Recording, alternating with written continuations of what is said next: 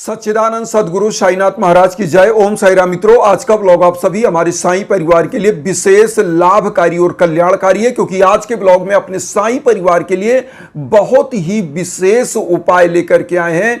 जब आपके घर परिवार में लगातार भीषणतम बाधाएं चल रही हों, लगातार कलह और क्लेश चल रहा हो, घर में अचानक से लोग बीमार पड़ रहे हों, आपके घर परिवार में कोई बिजनेस चल रहा है वह अचानक से मंदा हो जा रहा है, घर परिवार की आर्थिक स्थिति एकदम से डामाडोल स्थिति में हो, परिवार कर्ज के बोझ के नीचे दबा हो, युवा बच्चे बच्चियां जो कंपटीशन दे रहे हों वह लगातार असफल हो रहे हों, ऐसे समयों में इस उपाय को जरूर करिएगा।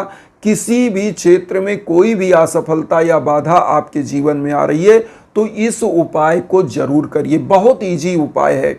सबसे पहले तो एक चीज जान लीजिए, यह उपाय गुरुवार को करना है। गुरुवार से आपको स्टार्ट करना है और इस उपाय को गुरुवार तो जरूर करिए। लगातार करिए तो सबसे अच्छा है, लेकिन अगर आप लगातार नहीं कर पा रहे हैं तो गुरुवार तो इस उपाय को जरूर करिए।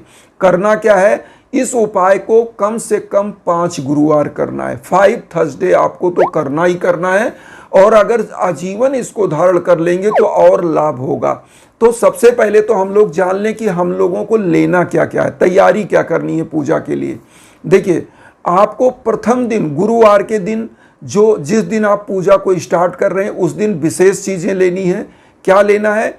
पीले कलर का आप लड्डू ले लीजिएगा, मोतीचूर का भोग लगाने के लिए। पीला पुष्प ले लीजिएगा, घी का एक दीप ले लीजिएगा, धूप बत्ती ले लीजिएगा, एक नारियल मार्केट से ले लीजिएगा, और रक्षा सूत्र जो हाथ में कलावा बांधा जाता है वह ले लीजिएगा।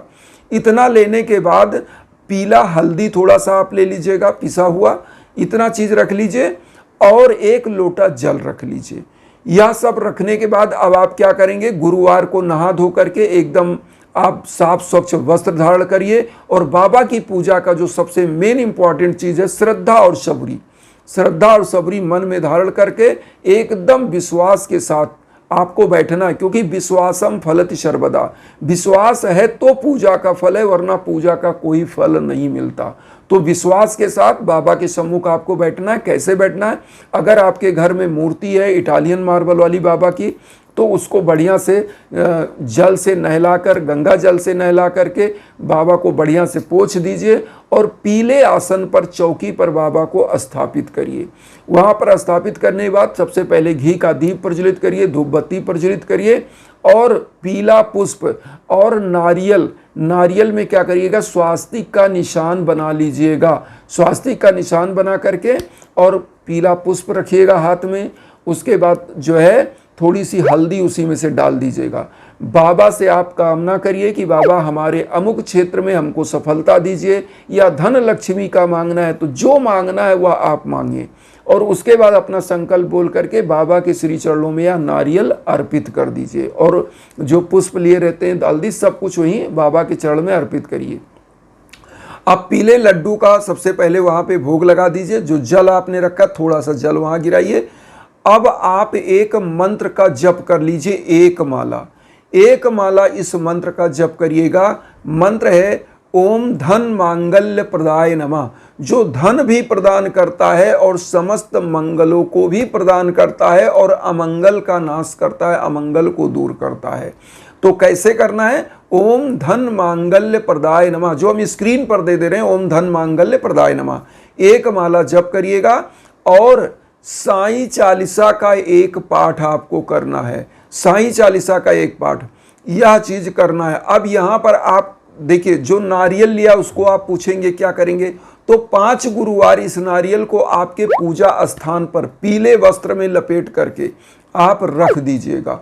और उसके बाद 5 गुरुवार जब रख देंगे, और 5 हर गुरुवार नारियल नहीं लेना है, केवल प्रथम गुरुवार आपको नारियल लेना है, और उसके बाद हर गुरुवार जो पूजा करेंगे उसमें पीला मिष्ठान, पीला पुष्प, और बाबा को चंदन लगाइए हल्दी का, क्योंकि हल्दी गुरु का प्रतीक है, तो वही चंदन स्वयं लगाइए, या अष्टगंध का चंदन मिल जाए तो पीला उसको आप लगाइए, बाबा को स्वयं लगाइए।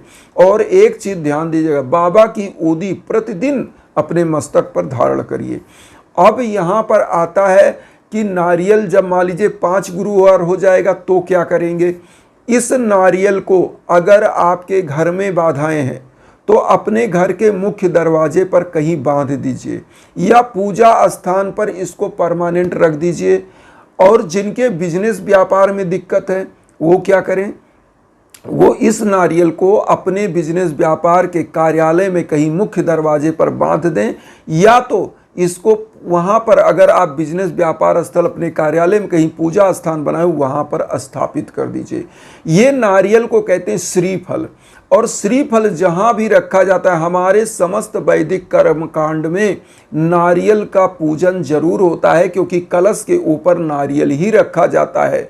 और नारियल में एक चीज़ मैं आपको बता दूं, नारियल में जो जल होता है वह वरुण देवता का प्रतीक है। और भगवान विष्णु कहाँ विराजमान है, आप ध्यान दीजिए, क्षीर सागर में शेषनाग की सैया पर भगवान विष्णु विराजमान है, और माँ लक्ष्मी कमल के पुष्प पर उनके श्री चरणों में विराजमान है।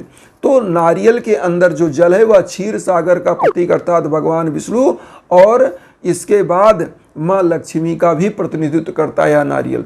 तो जब इस नारियल को आप रखते हैं तो ऐसी मान्यता है कि आपके घर में या बिजनेस व्यापार के स्थल में जहाँ घाटा लग रहा है वहाँ पर धन लक्ष्मी अपने आप खिंची आएंगी और घर की रूठी हुई लक्ष्मी दौड़ी आएंगी। बस आपको इस नारियल को अपने घर में बांध देना मुख्य दरवाजे पर, या तो पूजा स्थान पर रख देना है। और यहाँ पर एक चीज़ और बताएं, अगर यह नारियल मान लीजिए खराब हो जाता है साल भर 6 महीने में, तो फिर आप इसी प्रकार से पूजन करके एक नारियल बांध दीजिए। जब तक आप यह कार्य करते रहेंगे धन लक्ष्मी आती रहेंगी। आप मेहनत थोड़ा सा करेंगे ज़्यादा सा मिलेगा, जो चाहोगे वह मिलेगा। अब यहाँ पर सबसे बड़ी चीज़ ये होगी, एक चीज़ और ध्यान दीजिएगा, बाबा की कोई भी पूजन करिए तो गरीबों दीन दुखियों को दान दक्षिणा जरूर करिए, क्योंकि बाबा का कोई भी पूर्ण फल तभी प्राप्त होता है कि जब आप किसी जो भी आप कमा रहे हैं उसमें से दशांश निकाल करके कुछ गरीबों दीन दुखियों को भी अपनी कमाई का कुछ अंश उनको दान करते हैं।